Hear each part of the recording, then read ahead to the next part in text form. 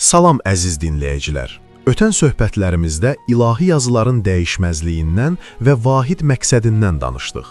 Bugün isə ən fundamental suala cavab axtarırıq. Allah öz kəlamını niyə verdi? İnsanlıq nəyi itirmişdi ki, Yaradan 1000 illər boyu peyğəmbərlər və kitablar vasitəsilə bizə xitab etdi? Gəlin, itirilmiş padşahlığın və vəd edilmiş xilasın izinə düşək. Hər üç müqəddəs mətin bizə bir həqiqəti xatırladır. İnsan ilkin yaradılışda Tanrı ilə birbaşa ünsiyyətdə idi. Lakin müqəddəs kitabın yaradılış bölməsində təsvir olunan o ilk günah, insanın Yaradanın iradəsindən sapması bu bağı qırdı. İnsan sadəcə bir məkanı deyil, ilahi padşahlıqdakı məqamını itirdi. Müqəddəs kitab bunu belə ifadə edir. Hamı günah işləyib Allahın izzətindən məhrum olmuşdur. Romalılara 3:23.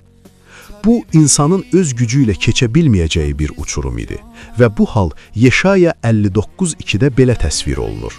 Təqsirləriniz sizinlə Allahınız arasında ayrılıq yaratdı. Bəs Allah niyə susmadı? Məqsəd itirilmiş o mənəvi padşahlığı yenidən bərpa etmək idi. Allahın kəlamı bir xəritə kimi nazil oldu. Quran bu missiyanı Bəqərə surəsinin 213-cü ayəsində belə izah edir. İnsanlar tək bir ümmət idi. Allah müjdə verən və xəbərdarlıq edən peyğəmbərlər göndərdi və onlarla birlikdə haqq olan kitabı nazil etdi ki, insanlar arasındakı ixtilafları həll etsin. Yəni kəlam, günahın gətirdiyi qaranlıqda azan insan üçün ilahi bir bələdçidir. Zəburda, yəni Məzmurlar 119-105-də deyildiyi kimi, sənin kəlamın addımlarım üçün çıraq, yolum üçün nurdur. Lakin qanunlar kifayət deyildi. İnsanın qəlbinin bərpası üçün bir xilaskar lazım idi. Elə buna görə də bütün yazılar bir vəd üzərində birləşir.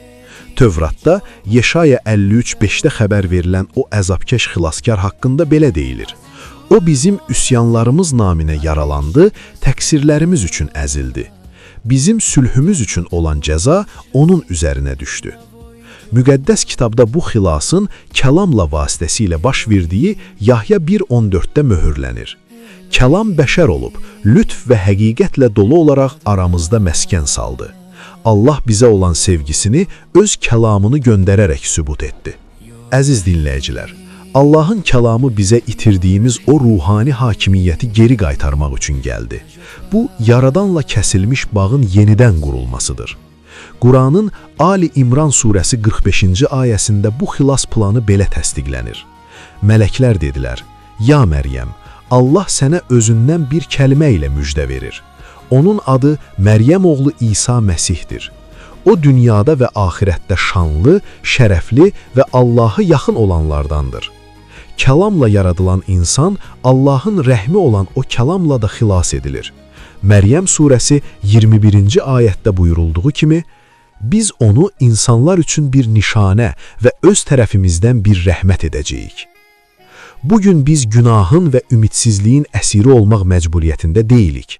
Çünki Yaradan bizə xitab etdi və kəlamı vasitəsilə xilas yolunu açdı.